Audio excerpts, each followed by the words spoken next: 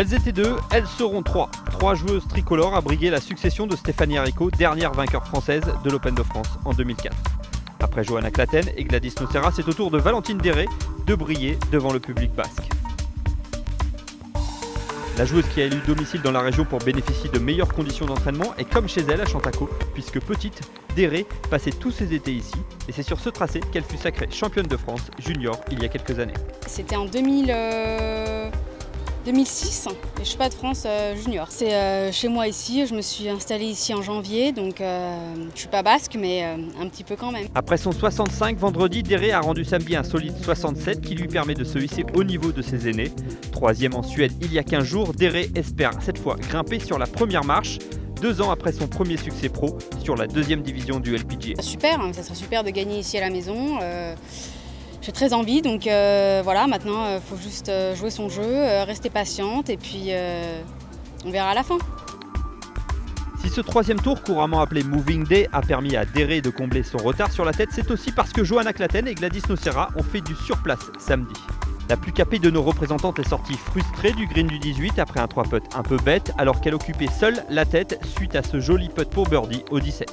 J'avais 3 mètres pour birdie au 18 pour avoir 2 coups d'avance et c'est vraiment c'est du gâchis quoi, de prendre 3 putts à cette distance. Bon, le putt n'était pas simple, mais je sais pas, elle a vachement glissé et le putt suivant, je l'avais pas du tout dans la mire. Donc voilà, c'est dommage. Après, j'ai pas bien joué aujourd'hui, donc bon, on n'a pas de feu sans bois, donc j'ai pas très bien tapé en dedans toute la journée.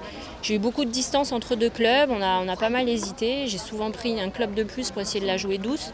Et puis ça m'a encore plus enfermée et du coup j'ai pas pu lâcher mes coups. Donc bon, vers la fin de partie, j'ai dit à Seb, on va prendre une canne de moins et puis rentrer dans la balle parce que c'était pas très fun quoi. Pas question de reproduire les mêmes erreurs dimanche. J'aurais pas le choix, de toute manière c'est attaquer ou laisser le gâteau aux autres, donc je vais attaquer. Ouais.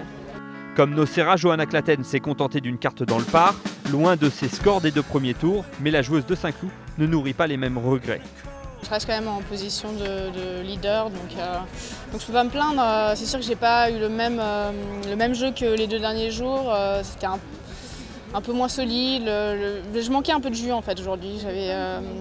J'avais moins d'énergie, j'étais un peu plus fatiguée et puis ça s'est ressenti dans ma concentration, au putting.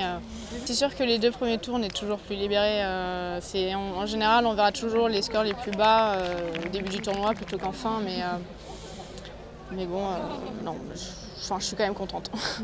Dimanche, les 3 Français s'élanceront ensemble à la conquête d'une victoire dans le prestigieux Lacoste Ladies Open de France.